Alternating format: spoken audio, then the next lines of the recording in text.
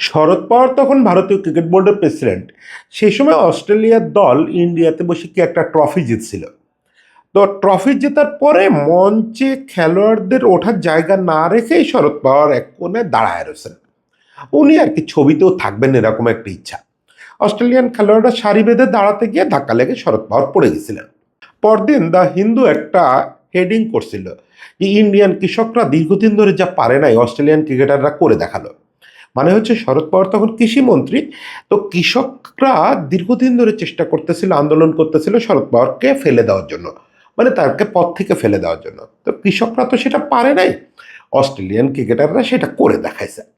এই যে রাজনীতির সঙ্গে ক্রিকেটটাকে একটু ডাইলেক্ট করা, এই জিনিসটা সম্ভবত রবি শাস্ত্রী আরেকবার দেখালেন।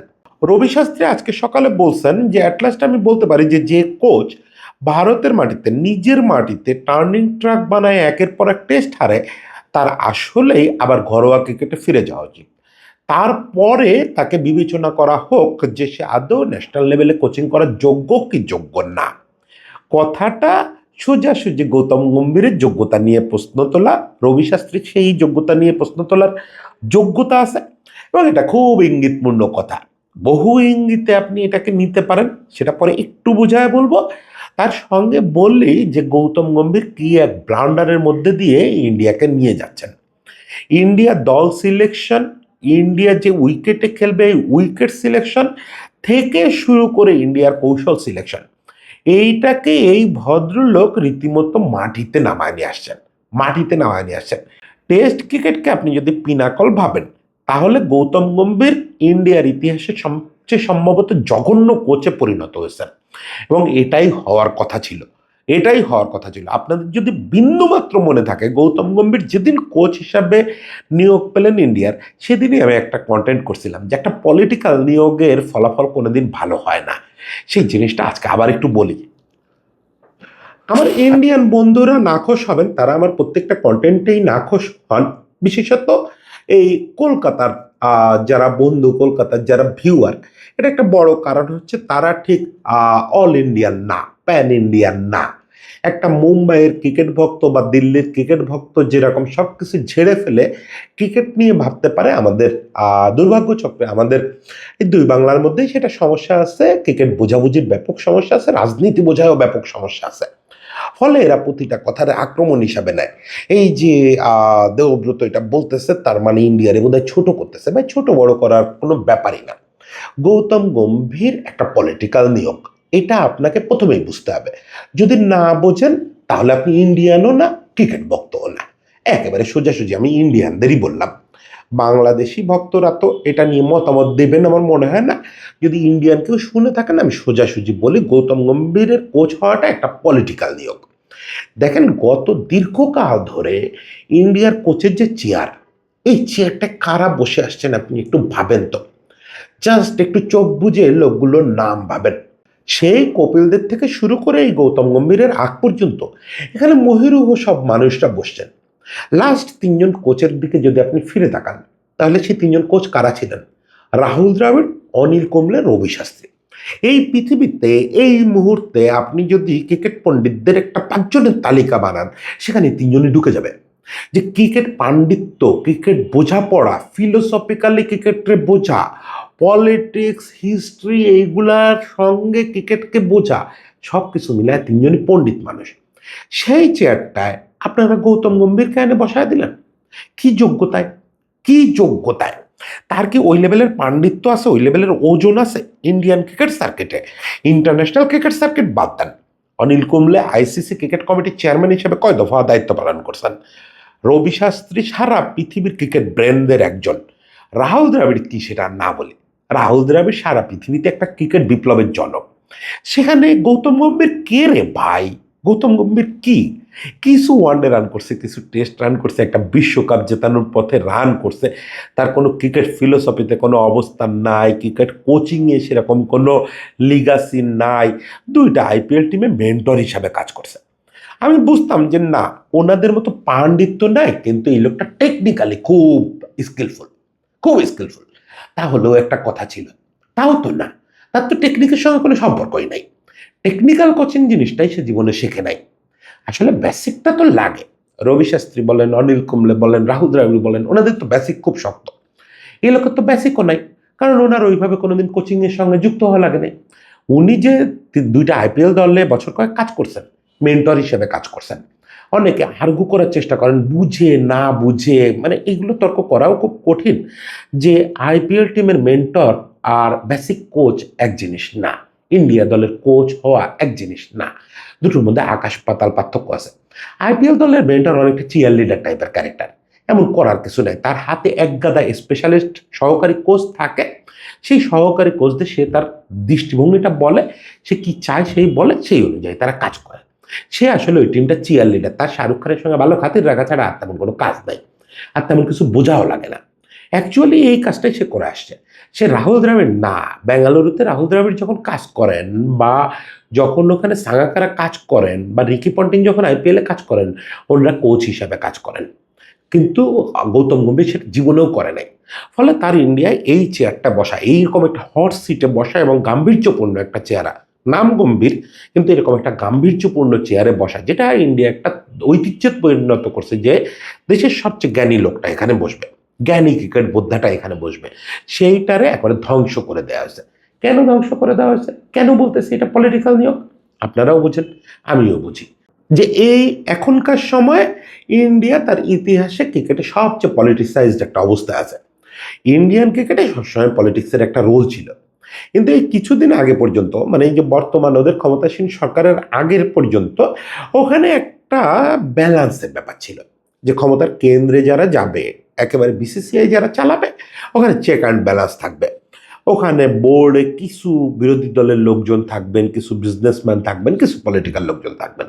সৌরভ বিসিসিআই প্রেসিডেন্সি থেকে চলে যাওয়ার পরে এটা একটা জয়সার পুতুল ঘরে পরিণত হয়েছে। জয়সার যাকে মনে করে প্রেসিডেন্ট বানাতে হবে প্রেসিডেন্ট বানায়, যাকে মনে করে চিফ সিলেক্টর বানাতে হবে তাকে বানায়, যাকে মনে করে কোচ বানাতে হবে বানায়। কোনো রকম লিগাসির ধার ধারে না, কোনো রকম ঐতিহ্যের ধার ধারে না। এটা করতে গিয়ে ইন্ডিয়ান ক্রিকেট একটা হুমকির মধ্যে পড়ে গেছে। একদিকে রাহুল দ্রাবিড় তৈরি করে গেছেন, রাহুল দ্রাবিড় একটা বিরাট লিগাসি রেখে গেছেন, যে একটা বিপ্লব করে দিয়ে গেছেন, আর সেই জিনিসটা ধ্বংসের জন্য এটাই যথেষ্ট। দেখেন, গৌতম গম্ভীরের সর্বশেষ পরিচয় কি? গৌতম গম্ভীরকে আপনি যদি ইন্ডিয়ান কোচ হিসাবে না চেনেন, তাহলে সর্বশেষ কোন কারণে তাকে আলোচিত মনে হয়েছে? আপনি বলবেন না আইপিএল জিতছে। না, গৌতম গম্ভীর মূলত হচ্ছে বিজেপির এমপি। দুদিন আগেও সে বিজেপির এমপি ছিল, সেখান থেকে অবসর নিয়ে সে আসলো আবার ক্রিকেটে, তারে আপনি কোচ বানায় দিলেন। প্রথমত তো ইন্ডিয়ার মতো দেশে, এরকম একটা সর্বভারতীয় দেশ যেখানে বহু মত, বহু পথ, বহু রাজনীতি আছে, সেখানে আপনি একটা রাজনৈতিক দলের সাবেক এমপিরে কখনোই ন্যাশনাল টিমের কোচ করতে পারেন না।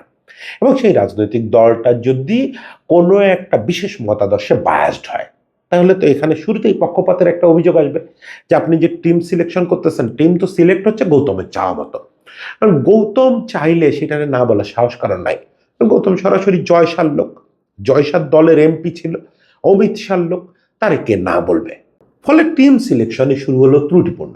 আজকে সরফরাজের মতো ছেলে, যে স্পিন বোলিংটা মোটামুটি খেলতে পারে, সেই ছেলেটা স্কোয়াডে নাই। এটা আমি পরে বলতেছি যে স্পিন বোলিং খেলতে পারা না পারার পার্থক্যটা কোথায় হচ্ছে। এই যে নীতিশ রেড্ডিকে দলে নেওয়া হয়েছে, আমার ও সম্পর্কে খুব ভালো ধারণা নেই। খোদ কৃষ্ণমাচারী শ্রীকান্ত তিনি বলতেছেন যে নীতিশ রেড্ডি গৌতমের ভক্ত, এছাড়া আর কোনো যোগ্যতা নেই টেস্ট দলের চান্স পাওয়ার। এখন শ্রীকান্তের কথায় তো আমাদের ভরসা রাখতে হবে, বা এর কথা যদি সত্যি নাও হয়, এই কথা উঠলো কেন? উঠলো কারণ হচ্ছে উনি পক্ষপাত দুষ্ট হিসেবে নিজেকে প্রুভ করছেন অলরেডি। এবং কোচ হিসাবে আজকে দেখলাম ওনারে ডিফেন্ড করে সুরেশ রায়না খুব কথাবার্তা বলার চেষ্টা করছে। মানে চারিদিকে তো সমালোচনার জোয়ার চলে যাচ্ছে। ইন্ডিয়ায় দেখলাম টুইটারে একটা ক্যাম্পেইনও হচ্ছে, স্যাক গৌতম গম্ভীর। এটা পশ্চিমবাংলার লোকেরা ছাড়া সবাই খুব অংশ নিচ্ছে এটাতে। তো সে অবস্থায় সুরেশ রায়না দেখলাম তারা ডিফেন্ড করতেছে, না গোটি ভাই খুব ভালো, গোটি ভাই খুব পরিশ্রম করে, ব্যাটসম্যানরা না পারলে সে কি করবে? হ্যাঁ, এটাই তো কথা, ব্যাটসম্যানরা না পারলে সে কি করবে? ব্যাটসম্যানরা যখন পারবে না তখনই কোচের কিছু করতে হবে। কোচ মাঠে নেমে খেলে দেবেন, এটা আপনি ঠিক বলছেন, কিন্তু কোচ সেই যে খারাপ সময়ে কিছু করতে পারে। আপনি যদি ইন্ডিয়া দলটার সাথে স্বাভাবিক খেলা খেলে, ইন্ডিয়ার খেলোয়াড়দের যে পোটেনশিয়াল সেই অনুযায়ী স্বাভাবিক খেলা খেলে, তাহলে তো ওখানে আপনি আমারও কোচ বানিয়ে দিতে পারেন। কোচই তো লাগে না তাইলে। ইন্ডিয়া যখন বিপর্যয়ে পড়বে তখন ওই বিপর্যয় থেকে বের করে আনার জন্য কোচকে ইনোভেটিভ কিছু করতে হবে, নতুন কিছু করতে হবে, যেটা করে সে এই পরিস্থিতি সামাল দেবে। তা না করে সে দলে ওই হায়ার অ্যান্ড ফায়ার করতেছে, পছন্দের লোকেদের ডেকে ডেকে আনতেছে এবং অপছন্দের লোকেদের ঝেড়ে ফেলতেছে, কোনো কৌশলের ধার ধারতেছে না। হোম সয়েলে সে বারবার নিজের টিমের এগেনস্টে যে টার্নিং ট্র্যাক বানাচ্ছে। এখন আমি জানি আপনাদের একটা বেসিক প্রশ্ন হবে যে ইন্ডিয়া টিমের জন্য টার্নিং ট্র্যাক ছাড়া কি বানাবে। এই তো গৌতম গম্ভীর যে মানসিকভাবে কোথায় পড়ে আছে, কোন প্রস্তর যুগে পড়ে আছে, in the meantime Rahul Dravid, Anil কুম্বলেরা ইন্ডিয়া টিমটা কোথায় নিয়ে গেছে এটা সে বুঝতেই পারে নাই। ইন্ডিয়ায় যে বিবর্তনটা হয়েছে এটা সে জানেই না, খোঁজই রাখে না, সে তো পলিটিক্স নিয়ে ব্যস্ত। তাই ইন্ডিয়া এখন কোন ক্রিকেট খেলে, ইন্ডিয়া এখন যে ক্রিকেটটা খেলে এটা পোস্ট মডার্ন টেস্ট বলতে পারেন আপনি। যে মূলত এখন মানে টেকনিক্যালি অত সাউন্ড ব্যাটসম্যানরা কোনো বড় দলে খেলতেছে না।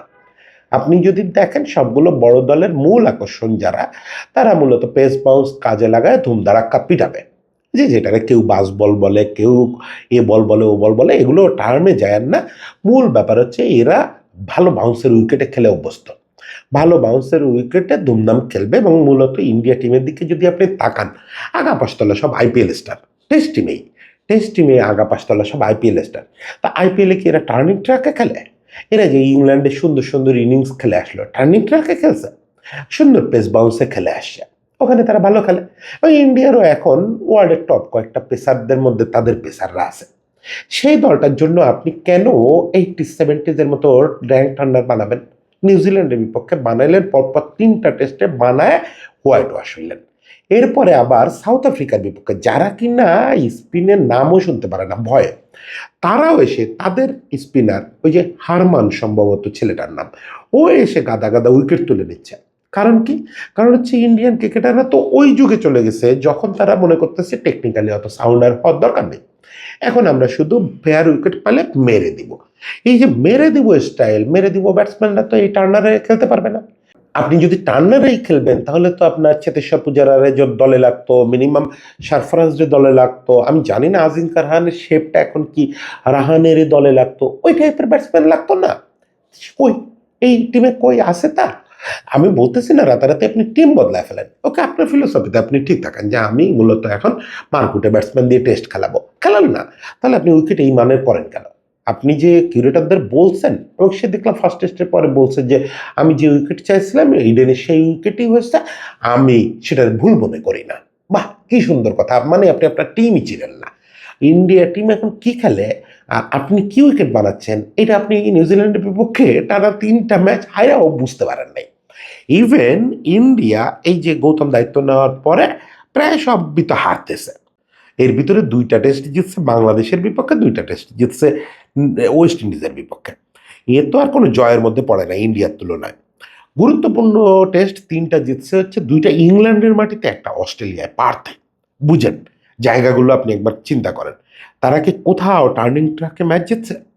টার্নিং ট্র্যাকে ভালো কিছু করছে? এখন সেই টিমের উপরে আপনি ভরসা রাখতে পারলেন না, আপনি ফেয়ার উইকেট দিলেন না তাদের, দিলেন হচ্ছে টার্নার। আমি তো ইন্ডিয়ান ব্যাটসম্যানদের কোনো দোষই দেখি না, ওরা তো যা খেলে অভ্যস্ত তাই করতেছে। এখন ঋষভ পান্তের কাছ থেকে আপনি কি আশা করেন যে চেতেশ্বর পূজারা বা হনুমা বিহারীর মতো সারাদিন উইকেটে পড়ে থেকে রান করবে? অসম্ভব। এই যে আজকে যখন কথা বলতেছে এই কন্টেন্টটা দেখতেছেন, 2 উইকেট হারায় আজকে 8 উইকেট নিয়ে দিনটা শুরু করবে। যদি সাউথ আফ্রিকা স্লো ব্যাটিং না করতো আজকে অবশ্যই ইন্ডিয়া হারতো, এমনিতেও সম্ভবত হেরে যাবে। 8 উইকেটে পুরো দিন পার করার মতো ব্যাটসম্যান এই টিমে নাই যদি টার্ন করে বলটা। যদিও এই ম্যাচে আবার দেখলাম যে ওদের এক পেসার অনেকগুলো উইকেট পেয়ে গেছে। তো যাই হোক, সেটা ব্যাপার না, ব্যাপার হচ্ছে যে তারা টেকনিক্যালি এখন ওই জায়গায় নাই যে তারা কঠিন উইকেটে ভালো খেলবে। কোনো ধরনের কঠিন উইকেটে ভালো খেলার কথা না। তাহলে আপনি হোমে কঠিন উইকেট বানাতে বলেন কেন? তার চেয়ে বড় কথা, আজকে সিনিয়ররা যেসব অভিযোগ করতেছেন, এই যে ক্রিস শ্রীকান্ত সোজাসুজি বললেন যে নীতিশ রেড্ডি আপনার পছন্দের বলে দলে। তারপরে সোজা মিডিয়াতে অভিযোগ উঠতেছে সরফরাজ আপনার পছন্দের না, সরফরাজ নাকি আপনার বিপক্ষে কথা বলছে ড্রেসিং রুমে। কেউ এটা আবার সাম্প্রদায়িকীকরণ করতেছে, যেভাবেই দেখেন না কেন সরফরাজরে আপনি পছন্দ করেন না। ফলে সে দলে নাই। অথচ এই বর্তমান সেট আপে মানে এই এজ লেভেলে সবচেয়ে সুন্দর স্পিন খেলে হচ্ছে সরফরাজ। যদি আপনি টার্নিং ট্র্যাকই বানাবেন, সবার আগে তো তালিকায় সরফরাজের নাম লিখবেন 11-এ, অথচ সেই স্কোয়াডেই নাই। আমি তো মনে করি আপনি যদি টার্নিং ট্র্যাক বানান তাহলে পূজারাকে ফিরে আনা দরকার। পূজারার বয়স যাই হোক না কেন, পূজারা যে ফর্ম্যাট থেকে রিটায়ার করুক না কেন, পূজারা সব ফর্ম্যাট থেকে রিটায়ার করে ফেলছে। আহারে, পূজারারে নিয়ে একটা কন্টেন্ট করছে, আরও কত কন্টেন্ট করতে পারলে ভালো হতো। Classy batsman, classy batsman. আপনার হাতে পূজারা নাই, আপনার হাতে ইয়ে নাই, ভালো একটা স্পিন খেলা ব্যাটসম্যান নাই, আপনি কোন আক্কেলে এই স্পিন ট্র্যাক করতে বলেন? একটাই মাত্র আক্কেল, সেটা হচ্ছে ইগো। এবং আরেকটা জিনিস আছে, সেটা হচ্ছে আপনি জানেন যে আপনি সাধারণ নাগরিক না। অন্য যে কোনো কোচ যদি হতো, আজকে দেখেন ধারাবাহিকতা কি বলে, মানে এই যে ইন্ডিয়াতে বলে না পরম্পরা, পরম্পরা কি বলে? আজকে ইন্ডিয়ার কোচ থাকার কথা হচ্ছে ভিভিএস লক্ষ্মণের, যদি আপনি ধারাবাহিকতা ফলো করেন। কারণ যে উত্তরসূরিতা অনুযায়ী রাহুল দ্রাবিড় পর্যন্ত আসছে, ওই উত্তরসূরিতা অনুযায়ী রাহুল দ্রাবিড় যেহেতু এলসিতে উত্তরসূরি ভিভিএস লক্ষ্মণ ছিলেন, লক্ষ্মণের উচিত ছিল এই চেয়ারটায় বসা, লক্ষ্মণকে সেই সুযোগ দেওয়া উচিত ছিল। এখন আমি জানি না লক্ষ্মণ মানে জানি না কি আসলে, লক্ষ্মণকে তো এটা নিশ্চয়ই দেওয়া হয় না সুযোগটা, সোজাসুজি গৌতমকে এনে বসায় দেওয়া আছে। ফলে এই যে লক্ষ্মণ যদি এই রেজাল্টটা করতেন তাহলে কি হতো বলেন? আজকে এই যে পঞ্চম দিনের খেলা শুরু হলো, এই পঞ্চম দিনের খেলা শেষ হওয়ার আগেই লক্ষ্মণের চাকরিটা চলে যেত না? এই ঘরের মাটিতে আপনি কোচ হওয়ার পরে এই নিয়ে আপনি খেলতেছেন হচ্ছে 3 আর 2 5 আর 2 7টা টেস্ট। তার মধ্যে আজকে আপনি 5 নম্বর টেস্ট হারতে যাচ্ছেন। 2টা মাত্র টেস্ট ঘরের মাটিতে জিতছেন ওয়েস্ট ইন্ডিজের বিপক্ষে। আজকে তো আপনার হাতে টার্মিনেশন লেটার বিকালে থাকার কথা, থাকবে না। ইন্ডিয়ান ক্রিকেট বোর্ডের ওই সাহস নাই। তারাও জানে, আপনিও জানেন, জয় শাহও জানে যে আপনি জয় শাহর লোক, আপনার স্যাক করার কেউ নাই। ফলে আপনি যা খুশি করতে পারেন, আপনি ছেলে মানুষই করতে পারেন। ওই যে ক্রিস সেগান যেটা বলছে যে আপনি ইন্ডিয়ান ক্রিকেট টিমটারে একটা পরীক্ষাগার বানাইছেন, এখানে আয়সা আপনি নানা রকম মনের মাধুরী মিশায় কল্পনা করতেছেন এবং এক্সপেরিমেন্ট করতেছেন, সেইটা করতে গিয়ে শেষ করে দিচ্ছেন। এবং রবি শাস্ত্রী ওই যে কথাটা বলছেন, পলিটিক্যাল ব্যাখ্যাটা না দিই, ওটা যার যার বুঝ, আপনি বুঝে নেন রবি শাস্ত্রীর কথাটা। আমি শুধু ক্রিকেটীয় ব্যাখ্যাটা দিই যে এই গৌতম গম্ভীরই তো কদিন আগে বলছে যে যারা ইন্টারন্যাশনাল লেভেলে ভালো করবে না তাদের ঘরোয়া ক্রিকেটে ফিরে যেতে হবে। ঘরোয়া ক্রিকেটে ফিরে গিয়ে ভালো পারফর্ম করে প্রমাণ করতে হবে যে আপনি টপ পর্যায়ে খেলার যোগ্য। রবি শাস্ত্রী সেই কথাটাই ফিরায় দিচ্ছেন গৌতম গম্ভীরকে, যে আপনি তো প্রমাণ করছেন আপনি ইন্টারন্যাশনালে ভালো করতে পারতেছেন না, যান রঞ্জি টঞ্জিতে চলে যান, গিয়ে নিজে আগে ওই জায়গায় কিছু করেন, নিজের যোগ্যতা প্রমাণ করেন, তারপরে এসে আবেদন করেন, আবার তখন বিবেচনা করা যাবে। এখন রবি শাস্ত্রীর কথা ইন্ডিয়া শুনবে না, এই ইন্ডিয়া সেই ইন্ডিয়ার না, এটা রবি শাস্ত্রীও জানেন, আমরাও জানি। যাক, শেষ পর্যন্ত ব্যাপারটা ইন্ডিয়ার এই ধসটা দেখতে খারাপ লাগে কেন? রাহুল দ্রাবিড় একটা পিরামিড বানায় গেছিলেন, একটা পর্বত বানায় গেছিলেন, সেই জিনিসটা ইঁদুররা খুঁড়ে খাচ্ছে, এইটা দেখতে খারাপ লাগে ক্রিকেটীয় জায়গা থেকে, আর কিছু না। সবাই ভালো থাকবেন, সবার জন্য শুভেচ্ছা।